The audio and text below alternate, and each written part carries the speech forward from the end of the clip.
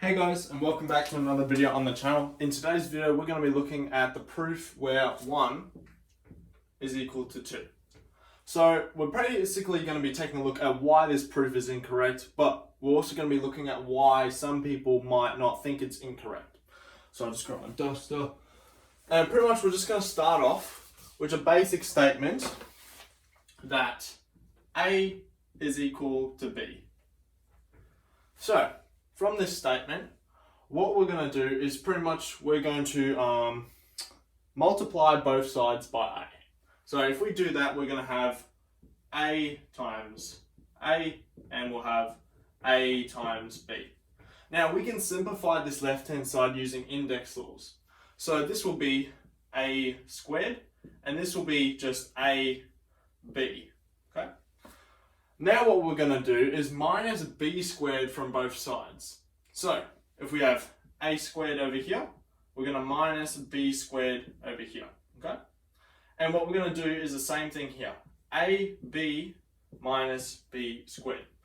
Now over here what we have is called a difference of squares. So in other words, this here, a squared minus b squared, can be written as a minus b multiplied by a plus b, because you would multiply this a with that a, so you get a squared, this a with that b, so you get plus ab, this negative b with this a, so minus ab, and then this b with that b, so negative b squared. And you'll see those two cancel and you'll get this expression here. So what we can do is replace this side with this corresponding thing. So I've a minus b multiplied by a plus b. Okay? And here you can see we have a factor of b in both of these terms, so we can factorize that out. Now you'll notice we have an a minus b here and an a minus b here. So what we can do is just cancel those. And then we have a plus b is equal to b.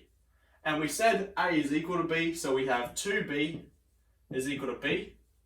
Therefore, divide by b, 2 equals 1.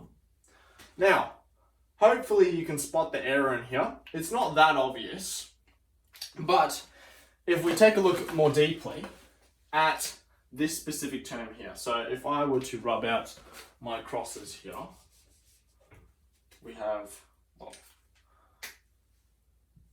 a minus b,